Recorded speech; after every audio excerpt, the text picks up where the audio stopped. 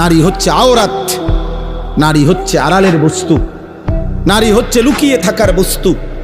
কন্যা হচ্ছে লুকিয়ে থাকবে, যে তার আত্মসম্মান রাখবে, যে পুরুষ তুমি ভদ্রচিতভাবে শরীয়ত সম্মত পদ্ধতিতে বিবাহের পবিত্র সম্বন্ধের মাধ্যমে আসো, কোনো আপত্তি নাই। কিন্তু আমি নারী, আমার ইজ্জতের দাম অনেক। এজন্য আমরা কিতাবে পড়ছি, যেই মেয়ে বেপর্দা, যেই মহিলা বেপর্দা, ছেলেরা আমার এই কথাটা মনে রাখো বাবা, সবাইরে বলি, যেই মহিলা বেপর্দা, যেই মেয়ে বেপর্দা, আল্লাহর কসম সে নিজেকে একদম সস্তা কম দামি পণ্য হিসাবেই বাজারে তুলে দিছে।